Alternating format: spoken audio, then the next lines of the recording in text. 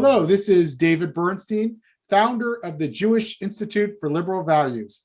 Welcome to this edition of SpeechCast, a joint venture with the Jewish journals, The Speech Project. And I'm delighted to co-host this with my partner in crime here, Monica Osborne, who is also a scholar in resident for us at Jewish Institute for Liberal Values. We have a very prominent guest, someone that we are really delighted. I've been really looking forward to talking to. Nadine Strossen is a professor at New York Law School.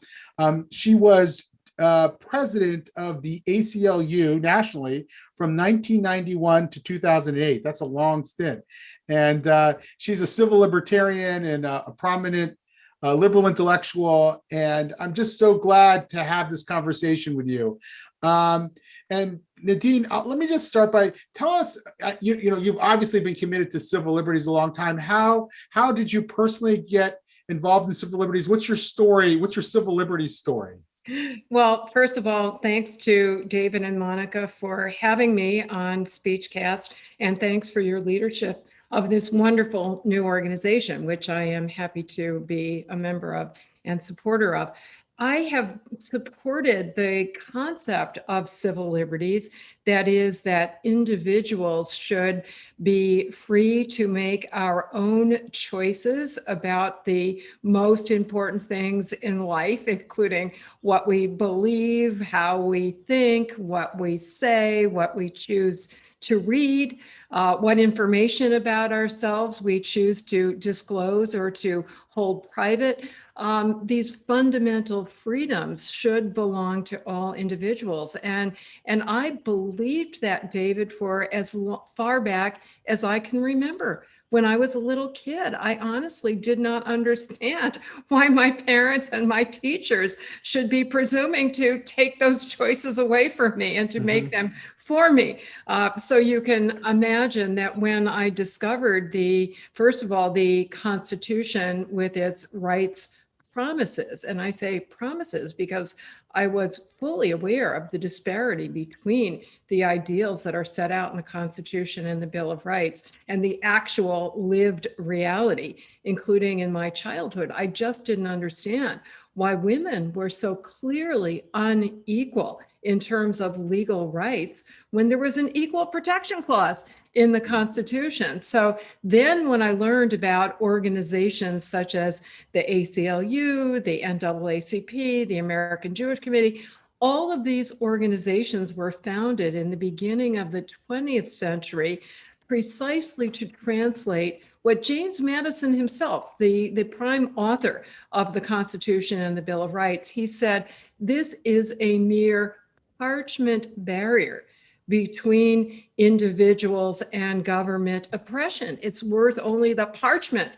or the paper it's written on, unless there are actual people who are willing to demand that government officials actually respect their rights. And so once I learned that there was an opportunity to do that, I leapt in full force, became an activist on behalf of various causes when I was in high school and college, actually even starting in middle school, and have continued and do continue, even though I'm no longer ACLU president. I'm on its National Advisory Council and likewise on the advisory boards of a number of other organizations. Especially dear to me are the First Amendment freedoms and the associated privacy rights. So I'm very active with organizations including FIRE, the Foundation for Individual Rights in Education, and Heterodox Academy.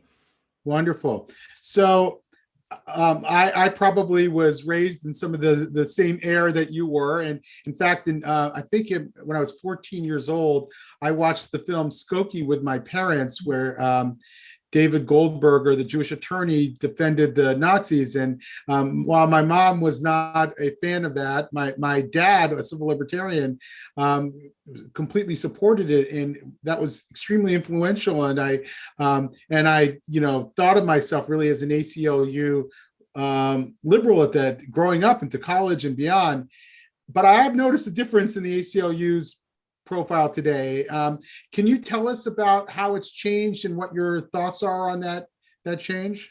First of all, I'm going to make a small but significant semantic correction, if I will, or proper Please correction do. to your description of what the ACLU did and what you supported in the Skokie case. We did not defend Nazis. We defended freedom of speech and the neutral protection of freedom of speech for everybody, regardless of what their viewpoints are, including if they are Nazis. And really what was at stake went far beyond the immediate beneficiaries in that particular case. As we pointed out in our brief, exactly the same arguments that the Holocaust survivors in Skokie were making to seek to suppress the Nazi speech had been made by white, pro-segregation, anti-civil rights residents of another town in Illinois just a few years earlier, Cicero, Illinois, with a very different demographic, seeking to keep out Martin Luther King and a pro-civil rights demonstration. So I'm making a very important point about civil liberties in the First Amendment, which you will know, David, but thank you for giving me that. I know, but I made the same mistake twice talking to civil libertarians in the last couple of days. So I should have known better to frame it that way, but I'm glad you corrected me. Compose it, whatever, phrase it however you want, of course. Right. The right to reply.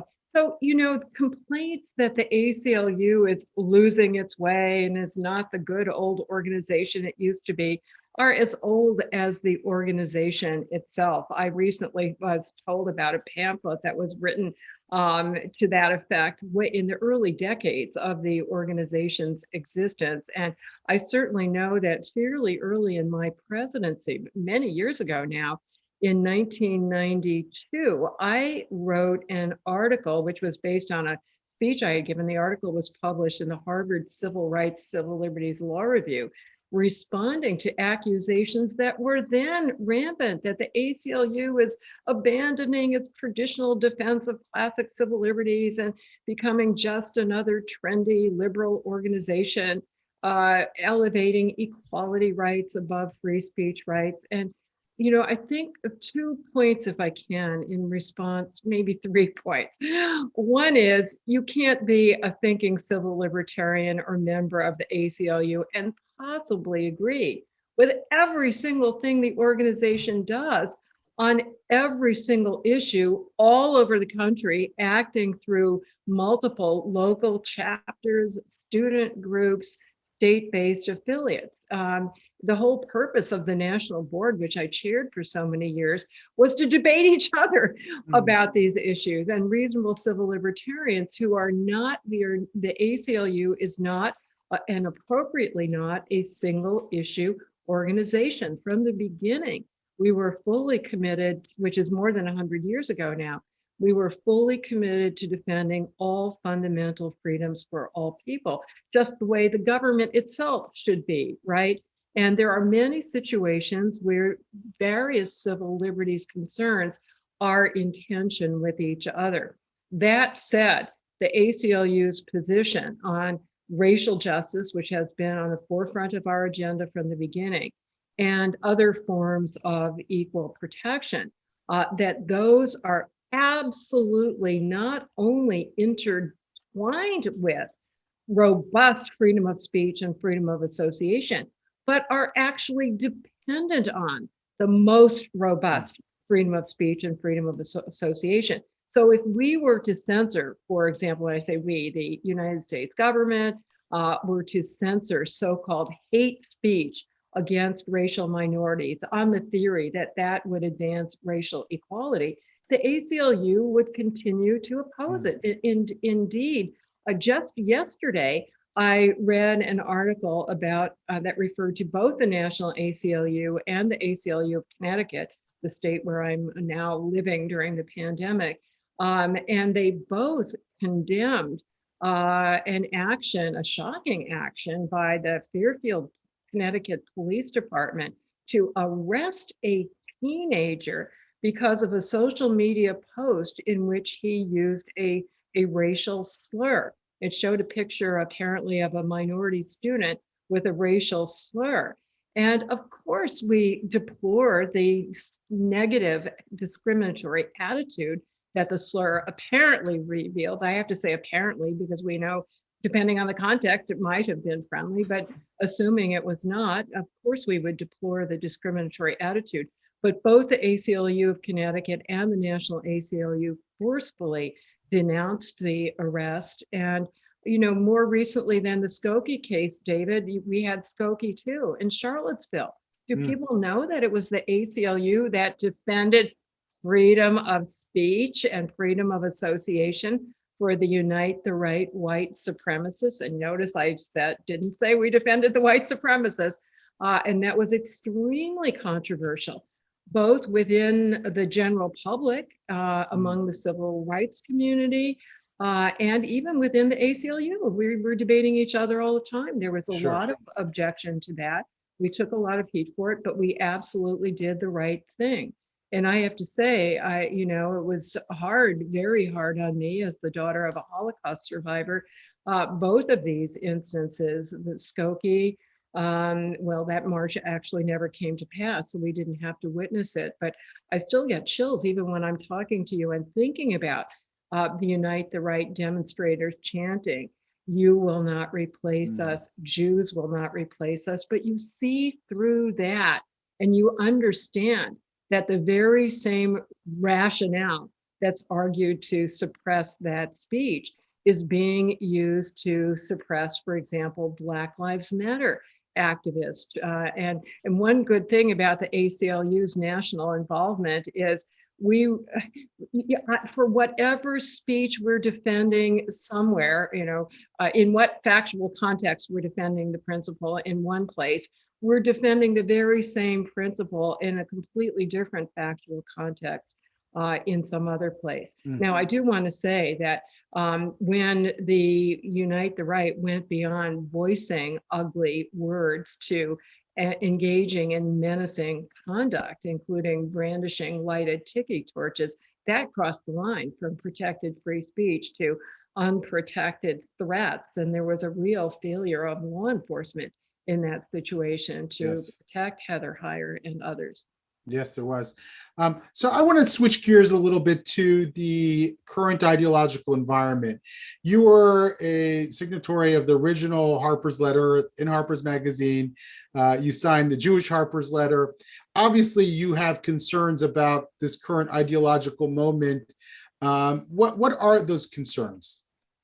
David, my concerns are about really experiencing freedom of speech in our society for everybody, including not only those who have been traditionally marginalized and oppressed, but we have some newly marginalized and oppressed elements in our society. Namely, I can't even call it marginalized because every public opinion poll shows that substantial majorities of the public across all criteria, demographic criteria, age, ideology, partisan affiliation, that the majority of people feel that they must engage in self-censorship, that they cannot safely discuss such important but such sensitive and inflammatory topics as race or gender, for fear of being not only called some kind of an ist or some kind of an obe, but worse yet, being subject to tangible adverse repercussions, from being expelled from school to being fired from a job. And very painful for young people in particular is being ostracized by their peers. I deal with this all the time because I not only I teach at New York Law School, but I also am constantly speaking on the campus lecture circuit. And I know that students they're not afraid of they're certainly not afraid of the government, in most cases, not afraid of the government stifling their speech, not particularly afraid of university officials doing that or teachers, displeasing teachers, but they are very afraid of saying something that will alienate their peers and make their peers turn on them, as seems to happen in a flash through social media mobs. Monica. You know, Nadine, what you were just saying, in terms of students worrying about being alienated from their peer groups if they say the wrong thing. I have a brother he's many, many years younger than me. And he told me a story about how, back when the Black Lives Matter movement, really mobilized after the murder of George Floyd. And on Instagram, everybody was posting these Black squares in solidarity with the movement. And my brother told me that, of course, he was deeply, deeply pained and disturbed by what had happened, but he didn't post a Black square. And he said so many people in his friend community came after him, not for saying something wrong, but for not signaling in that way that had been deemed appropriate, or not just appropriate, but right?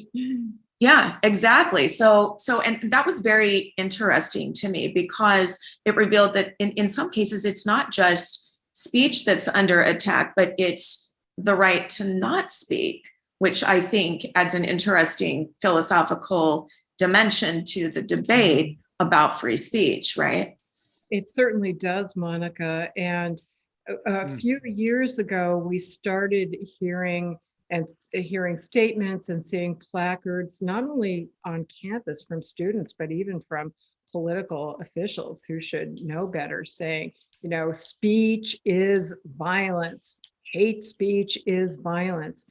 And equating words with violence is very dangerous, because it suggests that just as government has a duty to suppress violence, government has a duty to suppress speech. More recently, we've seen the slogan, silence is violence. That I first noticed, at least enough to get media attention, after the killing of George Floyd and the demonstrations last summer.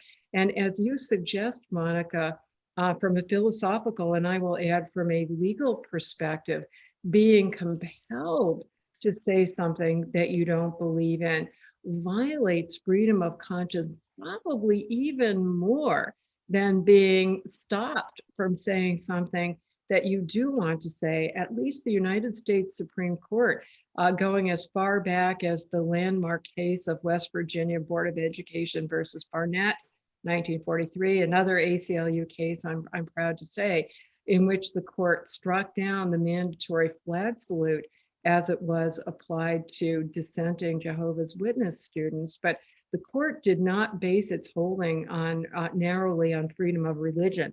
It was really a sweeping embrace of freedom of conscience, freedom of thought more generally. And the court actually said, and it was such wonderful language, it's almost a crime to try to paraphrase it, but that nothing shall be orthodox in the realm of politics, religion, any other matter of public concern, and that it violates, that not only does it violate freedom of speech to force somebody to say something they don't believe in, but the court said twice, if there is an exception to that absolute bar, we can't think of it. Now, from the beginning and to this day, the court has always said there are exceptions to the general rule that government can't stop you from saying something, right? If it poses a true threat, as David and I were just talking about in the Unite the Right situation, or intentional incitement of imminent violence, which is likely to happen imminently. But in terms of being compelled to say something, the court is suggesting, that's an absolute right to be protected against this. No exceptions ever.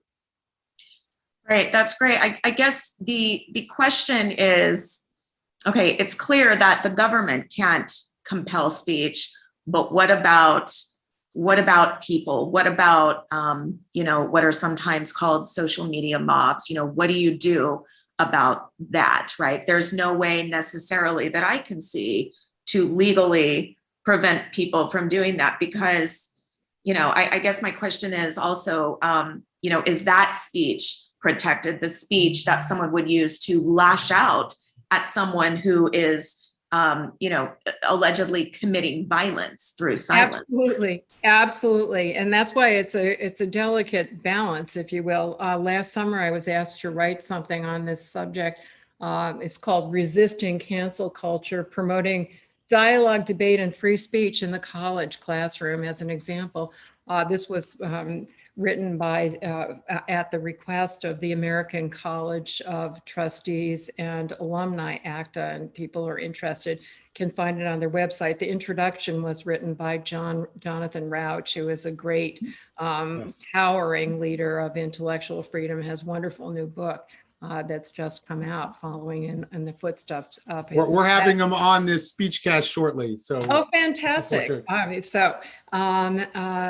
But Monica, you're exactly right that those who are part of the cancel culture are themselves exercising freedom of speech and freedom of association, raising their own voices to criticize somebody, joining with others to amplify their message, and even advocating that somebody be fired or that somebody be expelled. They have every right to do it. I would absolutely oppose any effort by government or universities to quell that kind of speech or association, which leads to your very good question, which is, so what do we do about it? And what we do about it brings us back to the Nazis and unite the right. Just as we oppose government suppression of their speech, doesn't mean we do nothing, doesn't mean we ignore that speech. We oppose it by raising our own voices, by trying to engage in persuasion or dissuasion. And that's difficult, but necessary. And in fact, it's the only thing that's going to be effective, because just assume hypothetically that government could stop people from voicing those ideas. They're still going to have those ideas. And we want to ultimately, and this is one of the things that I think is so wonderful about the Jewish Institute for Liberal Values, is to bring about greater understanding and tolerance of and the classic liberal values of discourse and discussion, and we can learn from each other. I struggle to be, I'm always trying to be open-minded. I recognize the difficulties of doing that, but to the best of my ability to learn from those. Even those who are making arguments that I disagree with, but I learned something from trying to explain why I disagree with them. Right. I think that's so important. I don't know any movement for social progress that has tried to stifle the speech of large swaths of society. It seems to me that social progress takes place when people are able to air their views and sometimes be repudiated, but it's still in an atmosphere that allows for different views to come to the surface, and that somehow we've lost sight of that in this current ideological moment. And how do we carve out that space? And maybe you partially answered this, but how do we carve out that space in the public discourse and insist that if we stifle speech, we won't actually find our way to a better reality for all Americans? Again, if I can correct you or offer a possible correction, David, I assume that movements that we consider to have been anathema to social progress, everything from the terror during the French Revolution to, Stalinism to the Chinese Cultural Revolution, I assume that at least some of the bad actors there did have good intentions, did believe that they were advancing social progress. And I think that's really important. And the one phrase that pops into my mind is Hannah Arendt's famous, the banality of evil. I think that most evildoers don't think they're doing evil. They do think that the end justifies the means. And so I think those who are using and advocating illiberal tools really do believe that it is in the service of some positive, progressive, liberal end. And I think to some extent, lessons from history are really important. But I also think that so that's why I bring up those historic examples. But I also think that it's really important, especially for the younger generation, to give them current examples, because I think they think, oh, in your day that may have made sense, but things have changed now. We've really seen the light, and we really do understand the cancer of structural racial injustice, and so the old tools aren't going to work anymore. And I understand that. One of the founding mottos of the ACLU from its principal founder, Roger Baldwin, was "No fight for civil liberties ever stays won." And in truth, I think it is helpful to those of us who have been advancing the same ideas for a long time to come up with, to encounter the new arguments, to be forced to go back to first principles. I mean, the absolutely essential prerequisite, though, is that we have to talk to each other. And sometimes that's the hardest challenge, getting the person in the room. I've been trying to do that in many ways through my constant speaking on campuses, but it is getting harder, I will say. Coincidentally, just yesterday, I wrote something about a growing pattern on some law school campuses to isolate and ostracize and even try to destroy the Federalist Society, which is a group of conservative and libertarian lawyers, law professors, and law students, which until recently had been ubiquitous and very influential on law school campuses, but used to always collaborate with other student organizations, including especially those with a different philosophical orientation. When the Federalist Society was founded, it was to introduce into a rather monoculture on law schools a heterodox perspectives, and to introduce debate and discussion about civil liberties and constitutional law issues. So, this knee-jerk liberal was not knee-jerk, I'll use another body part, a bleeding heart liberal. I try not to let the knee jerk, but the heart still bleeds. So I was from the beginning always invited to speak at Federalist Society events, but lately on some campuses, there's just been a categorical refusal on the part of other student organizations to attend a Federalist Society event. This has happened even when I was the only speaker. Recently, Greg Lukianoff, the head of FIRE, and I, another liberal, were the only speakers because FedSoc, and ironically, we were talking about the breakdown of civil discourse. And because FedSoc had invited us, no other student organization would sponsor it. And they were encouraging their members not to attend. So that's very painful.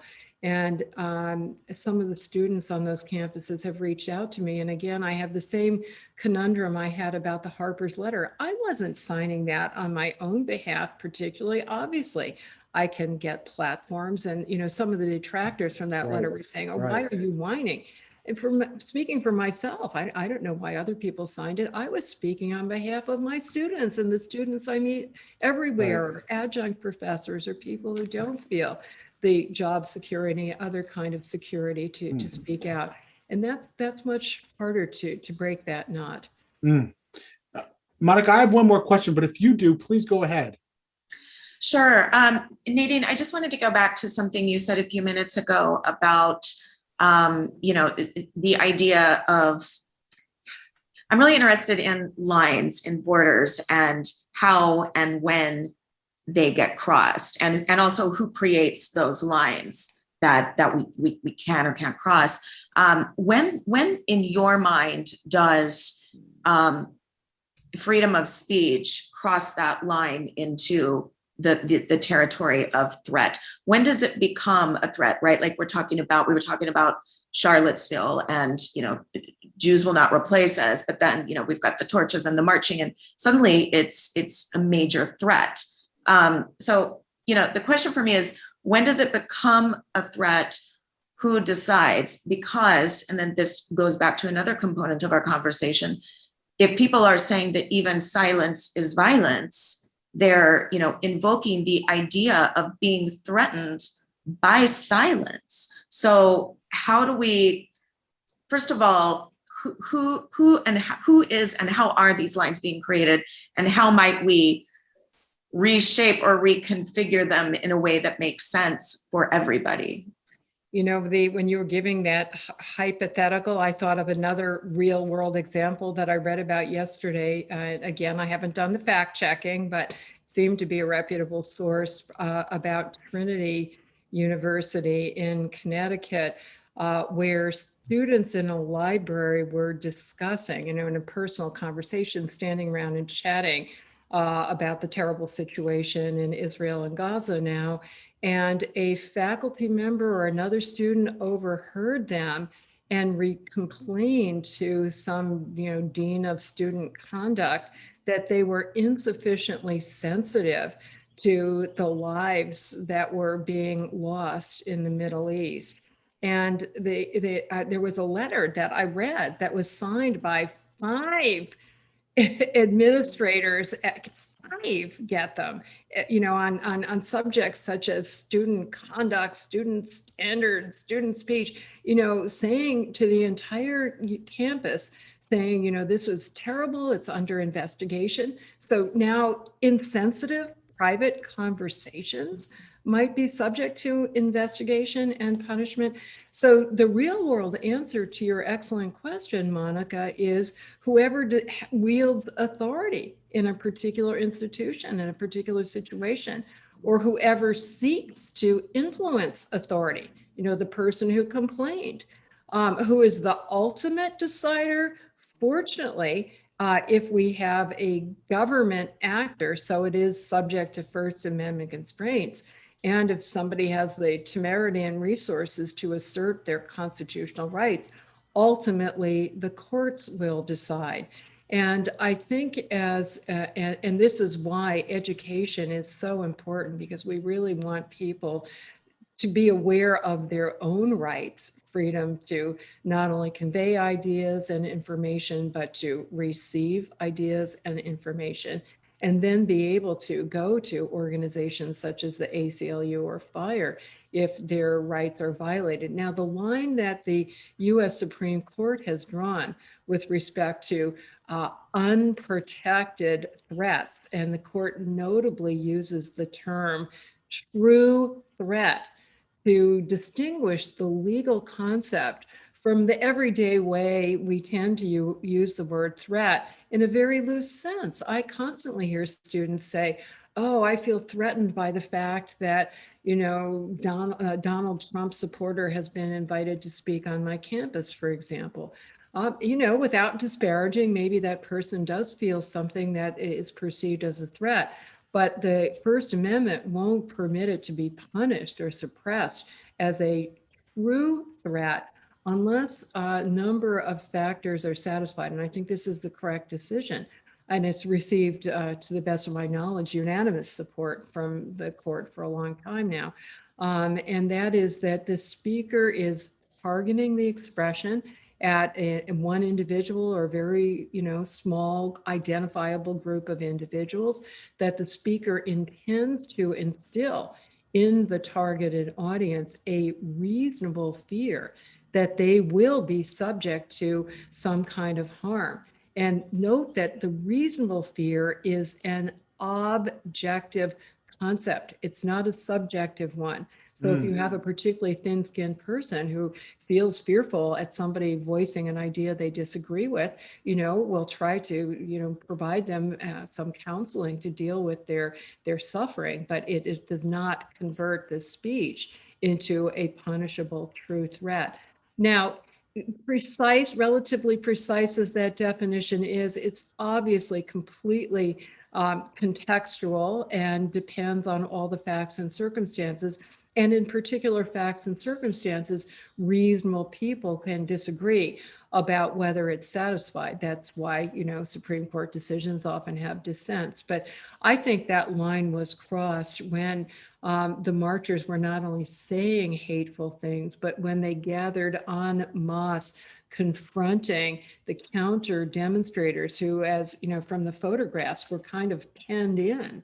And so there was a physical menace just by their positioning, the large group, many of them brandishing firearms and other weapons, as well as the lighted tiki torches. So it went well beyond hateful words. So I'm tempted to ask you one more substantive question before I ask you about your Jewish upbringing, because you said you're a daughter of a Holocaust survivor. You mentioned about the standard being reasonable fears, and yet we're in this new age where this concept of harm-based morality is being discussed, this idea that intent doesn't really matter, it's only harm.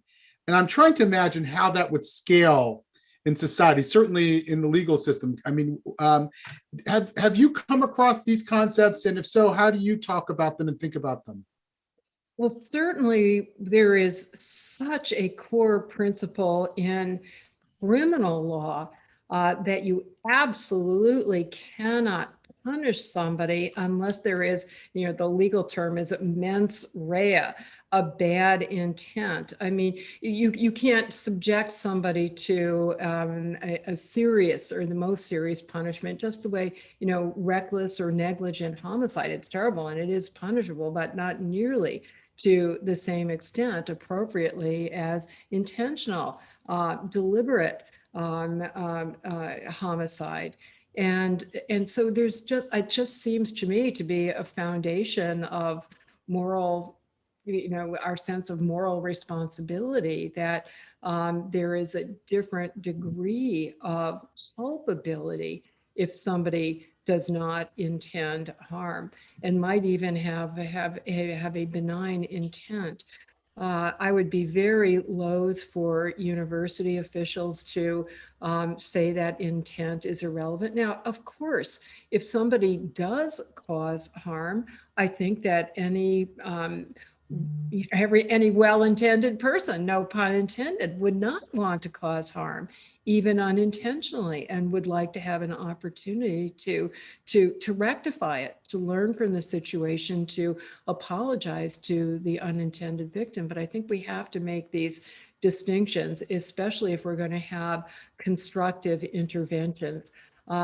If somebody is treated as a absolute racist and hate monger because he or she unwittingly said something that somebody deems to be insensitive, I doubt that it is going to make that person more sensitive by condemning them in harsh terms, by punishing them in a harsh way. So even from the perspective of remediating negative unintended effects, I think we are much better using a restorative justice approach, right? I find it so ironic that the increasing trend toward increasing punitiveness in this arena is occurring at a time when so many people have accepted the concept of restorative justice and are resisting over punitiveness, even for people who have committed physical violent crimes, including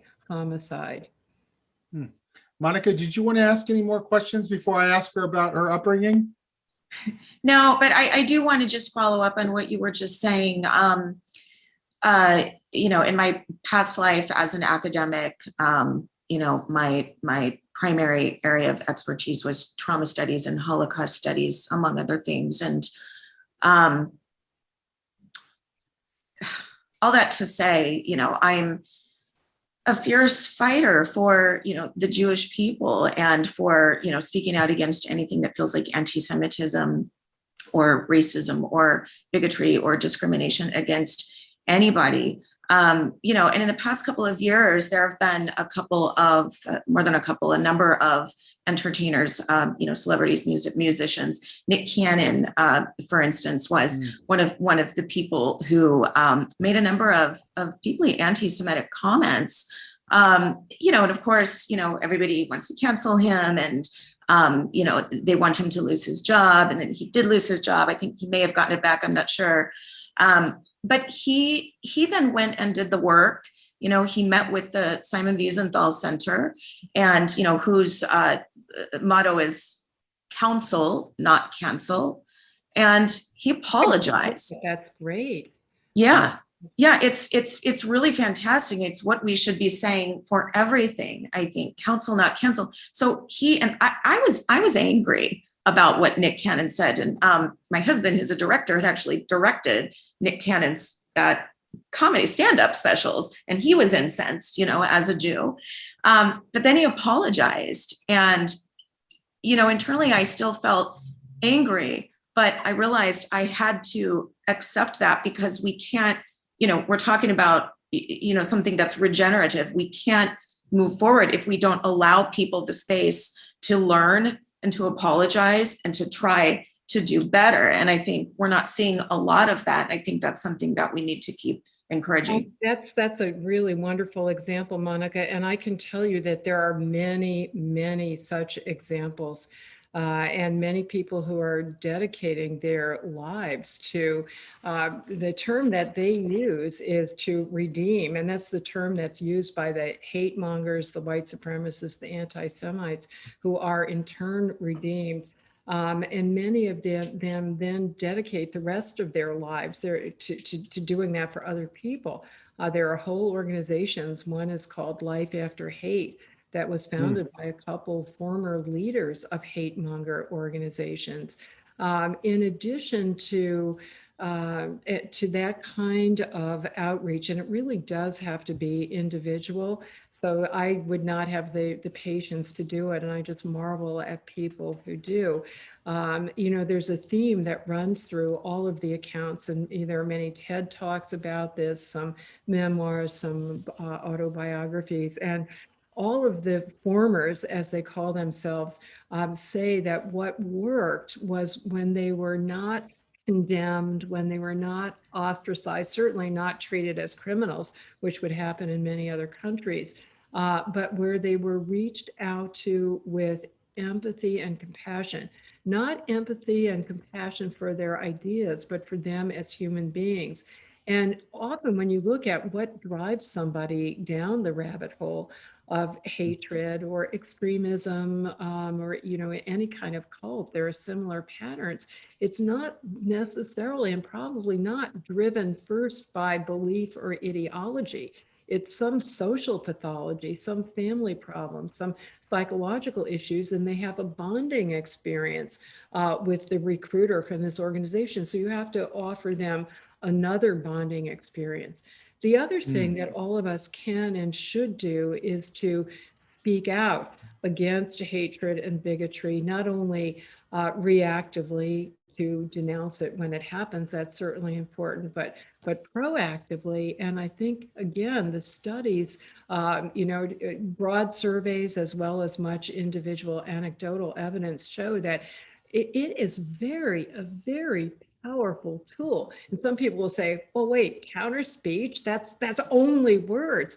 But when you think about it, hate speech is only words too. So you can't have it two ways. If you're going to say, well, that hateful speech is really traumatizing me, and I believe that it really does in many instances, even with physiological manifestations, you know, positive speech, denouncing the hate mongers' ideas, supporting the people that they're attempting to disparage, the apology, sincere apology. An insincere apology does nothing, but psychologists report that a sincere apology really does a lot, both for the person who was disparaged and for the speaker.